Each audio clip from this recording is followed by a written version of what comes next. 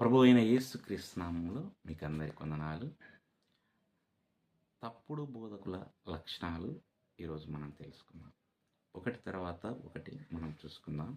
మొదటగా అవసరమైన క్రైస్తవ సిద్ధాంతం యొక్క తిరస్కరణ. తప్పుడు బోధకులు క్రీస్తు దేవత్వము లేదా దేవుని వాక్యం యొక్క అధికారం వంటి పునాది సిద్ధాంతాలను తిరస్కరించవచ్చు. 2 పేతురు 2వ అధ్యాయం 1వ వచనంలో మనము చూస్తే, అబద్ధ ప్రవక్తలు ప్రజల్లో ఉండేవి, అటువలనే మీలోనే అబద్ధ బోధకులు ఉందురు.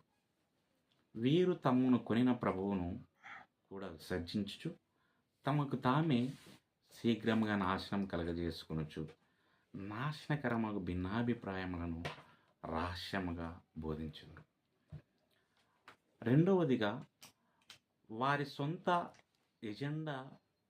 ఎజెండాకు మద్దతు ఇవ్వడానికి లేఖనాలను వక్రీకరించడం. వారు తమ స్వంత ప్రయోజనాలకు లేదా సిద్ధాంతాలకు అనుగుణంగా బైబిల్ బోధనలను తారుమారు చేస్తారు. 2 పేతురు 3వ అధ్యాయము 16వ వచనములో వీటిని గూర్చి తన పత్రికలన్నిటిలోనూ బోధించున్నాడు పౌలు. అయితే వాటిలో కొన్ని సంగతులు గ్రహించుటకు కష్టమైనవి. వీటిని విద్యా విహీనులను, అస్థిరులైన వారును తక్కిన లేఖనములను అపార్థము చేసినట్లు అపార్థము చేయుదురు. మూడవదిగా, ఆధ్యాత్మిక ఫలాలు లేకపోవడం. తప్పుడు బోధకులకు తరచుగా ప్రేమ, వినయం మరియు చిత్తశుద్ధి వంటి నిజమైన ఆధ్యాత్మిక ఫలాలు ఉండవు. మత్తయి సువార్త 7వ అధ్యాయము 15 నుంచి 20 వచనాలు మనం గమనిస్తే, అబద్ధ ప్రవక్తలను గూర్చి జాగ్రత్త పడుడి.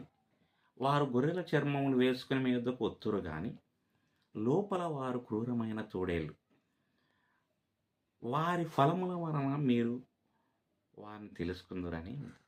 ఇంకా మనం చూస్తే, ముళ్ళ పొదలలో ద్రాక్ష పండ్లనైనను, పల్లేరు చెట్లను అంజూరపు పండ్లనైనను కొయ్యుదురా? అలాగనే ప్రతి మంచి చెట్టు మంచి ఫలములు ఫలించును, పనికి మాలిన చెట్టు కాని ఫలములు ఫలించును. మంచి చెట్టు కాని ఫలములు ఫలింపనేర, పనికి మాలిన చెట్టు మంచి ఫలములను ఫలింపనేరు. మంచి ఫలమును ఫలింపని ప్రతి చెట్టు నరకబడిలో అగ్నిలో వేయబడి.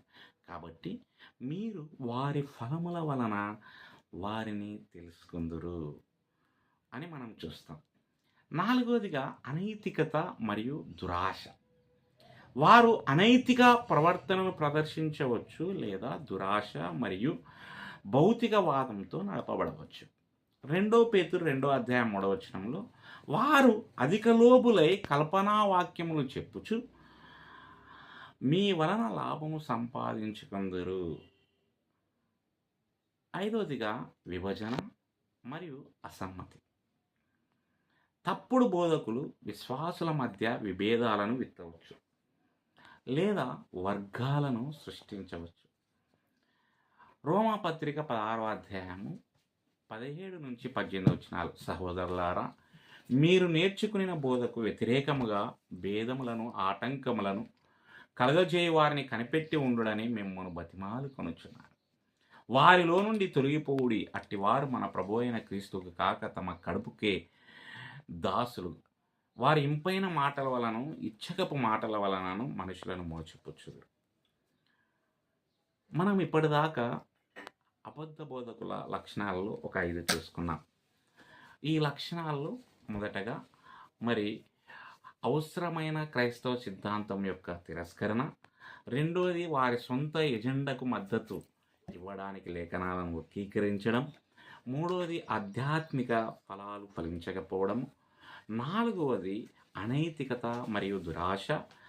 5వది, విభజన మరియు అసమ్మతి. దేవుడు ఈ మాటలను దీవించును గాక. ఆమేన్.